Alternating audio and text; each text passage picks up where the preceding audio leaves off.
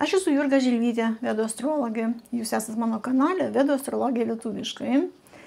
Nu, va šiandien vis dėlto Skvernelis nepakliuvo į koaliciją. Ir va šiandieną aš pasižiūrėsiu, kodėl taip atsitiko, kokios ten jėgos taip suveikia. Nes jis tai partijoje vis dėlto pagrindinis yra ir nuo jo sprendimų ten viskas priklauso.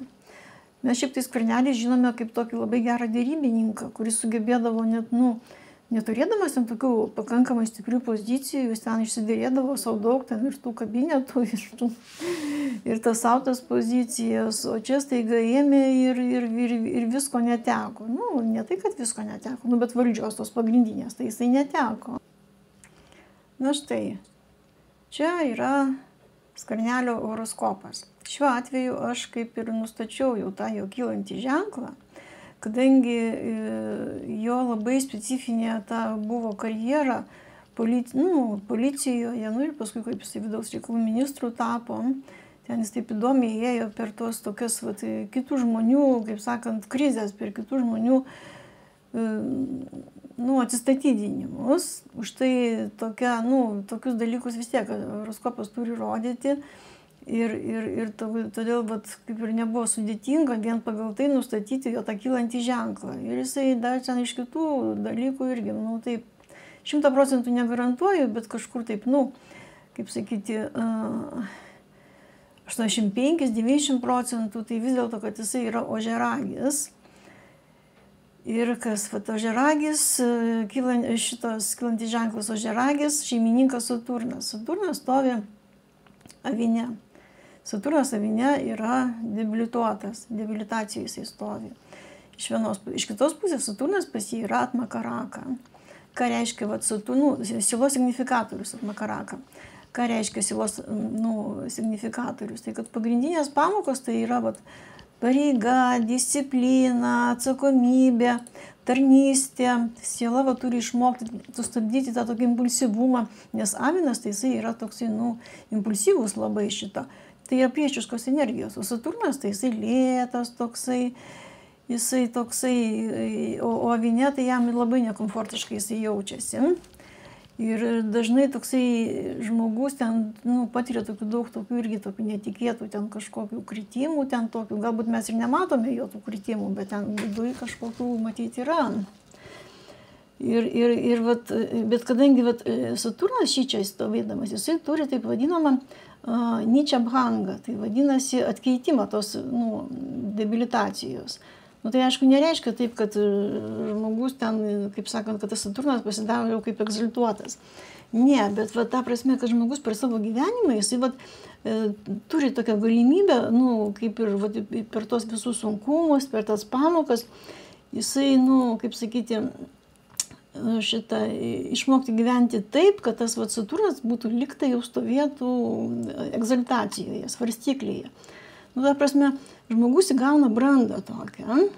Aišku, čia yra jo, kaip sakyti, laisvas pasirinkimas. Gal ne kiekvienas žmogus tai padaro.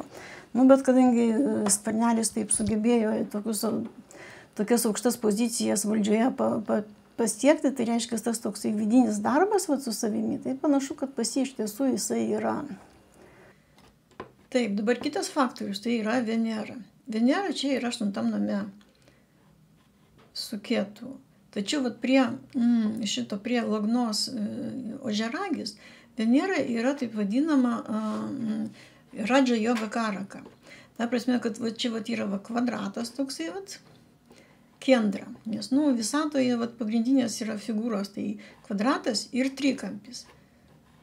Tai, kaip sakant, tokie, pagrindai. Tai, kada planeta yra to kvadrato, ten kokią nors vieną kampą valdo. Šiuo atveju jinai valdo kvadrato iš šitą 10 namą, tai viena šitas kampas yra svarstyklės. Ir yra trikampis. Ir kada planeta valdo to trikampio kažkuria tai vieną, iš tų kampų. Čia yra šitas 5 namas, yra jautis. Tai ta planeta tampa Joga Karaka.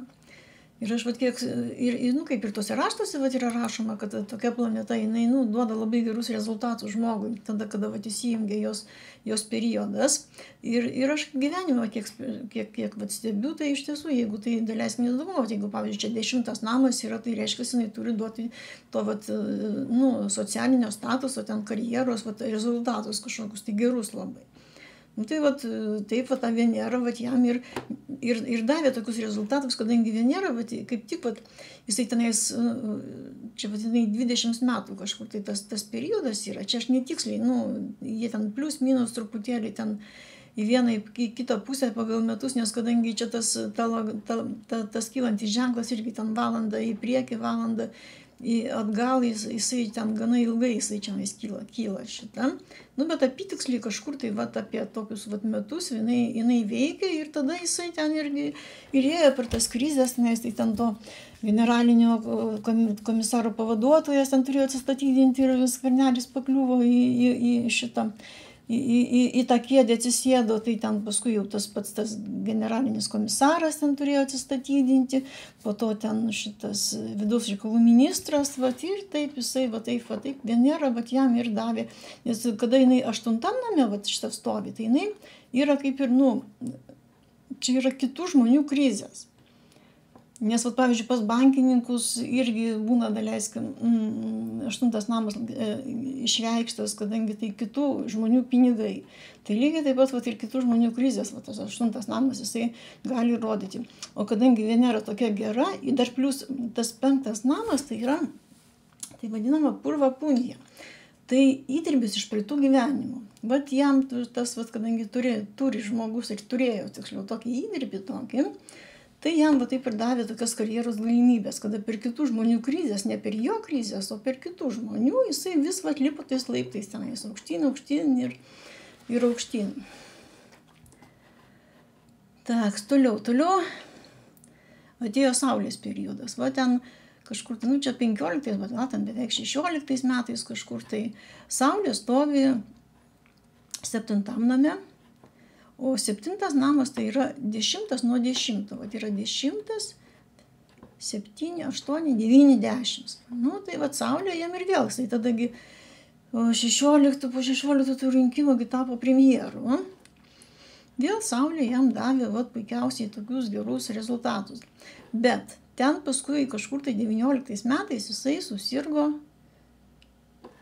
tą limfomą. Nu, čia, kaip sakant, aš jokių čia paslapčių neatskleidžiu, nes ten visa žiniasklaida rašė, kad jisai pats ten pasakojo, kad jisai serga limfomą.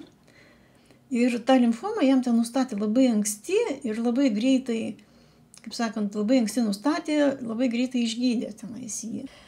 Tuose senuose raštuose taip ir vat rašo, kad vat kada Ketu stovi 8 name, ir kada jinai stovi su vat, Kapha planeta, o Venera jinai yra Kapha planeta.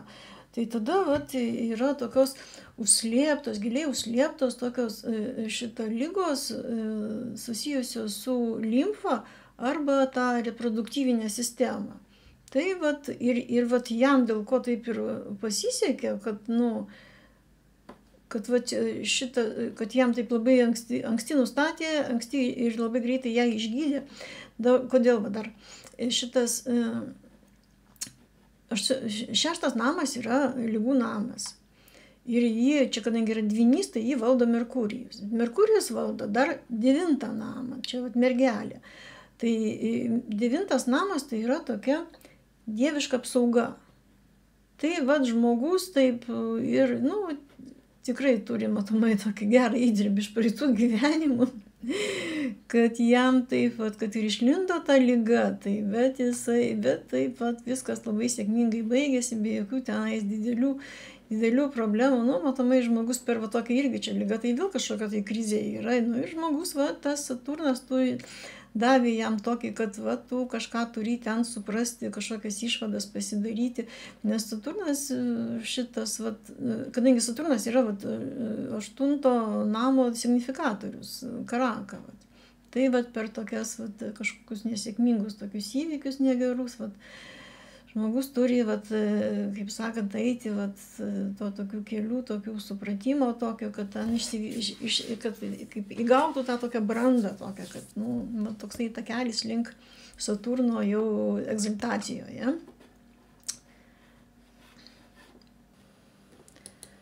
Na štai, ir dabar po Saulės atėjo Mėnulio Mahadaša. Mėnulis šičia, jisai pirmiausia, kodėl Skvernelis toksai geras buvo derybininkas. Nes pirmiausiai 10 namas tai svarstyklėse. Svarstyklės tai Veneros šitams ženklas. Venera tai jinai tikrai tokia diplomatija, svarstyklės diplomatija pirmiausiai čia. O Mėnulis jisai duoda tokią intuiciją šitą. Tai reiškia, tavo tokiai puikiai jisai nujausdavo, kur ten reikia paspausti. Vat Marsas 7 namas tai irgi santykiai tarp partnerių, ir jisai matomai jausdavo, kur reikia paspausti, kur reikia atleisti. Merkurijus šiandien stovi, Merkurijus kalbos, su Saulė, kartu Marsas, Saulė, Merkurijus, kalbos įgūdžiai, jisai taip sugeba ten pašnekėti tenais. Čia dar antram name Rahu, kada yra, tai Rahu irgi duoda tą tokį gerai pakabintą liežuvį šitą. Tai čia iš vienos pusės, bet dabar, kada atėjo ta Mėnulio Mahadaša, tai Mėnulis vis dėlto yra toksai, ypač žuvyse, nors jisai tą intuiciją jam ir duoda, bet jisai yra labai toksai nestabilus. Čia jau ir, bet to jis neturi tokio labai didelio ryšio su 10 namu, su to socialiniu, to statusu aukštu tokiu. Čia matomai, būtent tas Mėnulis jam ir davė tas tokias komunikacijos, klaidas, nes, tokias, ir dar Mėnulis čia yra, kas dar blogai labai. Čia vadinasi Papa Kartari joga.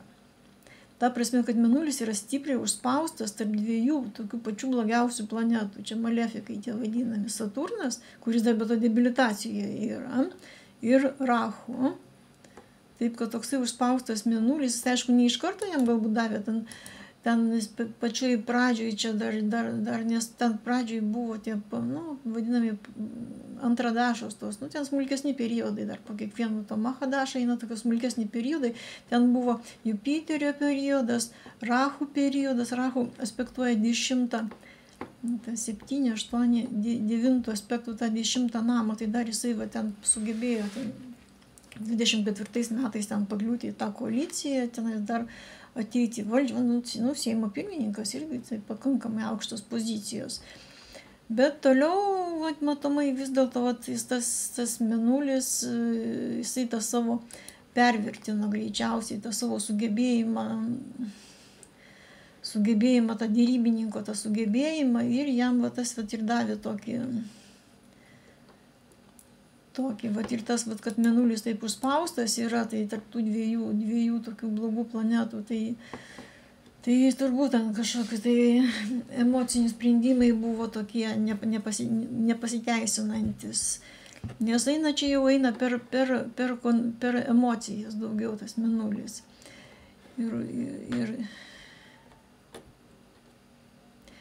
Nes tas Mėnulis duoda tokį vidinį, tokį nestabilumą, matomai šitą. Ir tokie, impulsyvūs, emociški kažkokie tai sprendimai, ir jie, nepasiteisina. Ir matomai tas, konfliktas toksai ir gavosi, tas dėrybos ten, gal kažkokios neteisingos, kaip jūs sakėte, neteisingos žinutės, neteisingai suprasta visą tai. Ir tas, kaip sakant, tas tinklas, kuris nešė jį į viršų, į tą, kaip sakant, tas socialinės aukštumas, tas tinklas jau dabar nebesusitvarko jau su tomis užduotimis šitą. Tai už tai taip jam ir atsitiko. Ir dabar, ką šitą,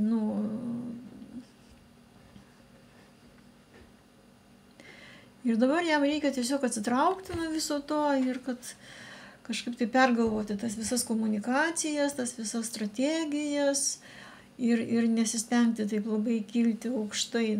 Čia aš neteisingai, gal čia šitą paskui ateis Marso.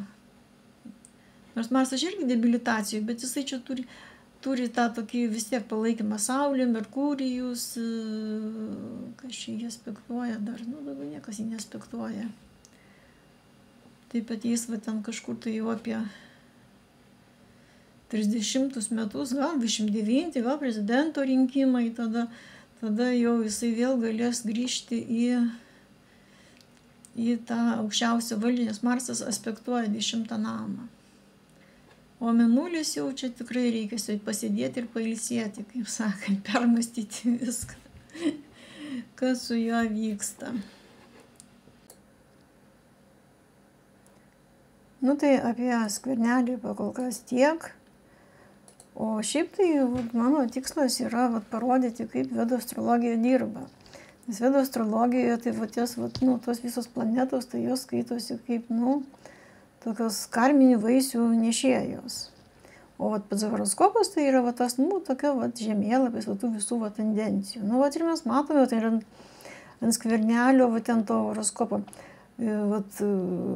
Kokios, kaip yra, kaip sakant, kaip tą visą karmą, pagal tas planetas, kaip jinai pasireiškia.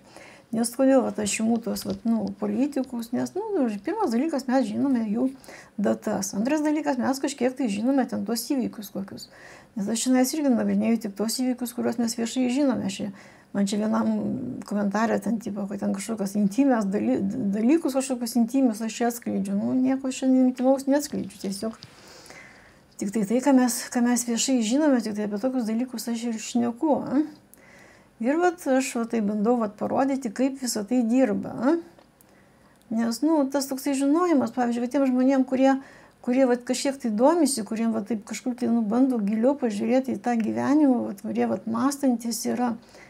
Tai geras pavyzdys, aš skaitau, kad kitas žmogus gal kažką tai jisai susimastys ir dėl savęs. Ir iš kitos pusės tie visi politikai tokie, vieši, tokie, tas elitas visas, jisai kaip ir paprastam žmogui toksai kaip ir autoritetas, kaip ir toksai, kaip ir kumyrai kitą kartą būna, kaip pavyzdžiai tokie, tai mes tos pavyzdžius išnagrinėjame. Geri tie pavyzdžiai, blogi tie pavyzdžiai, jau čia kiti klausimai. Tai aš tiek norėjau pasakyti, taip kad pakol kas tiek. Iki.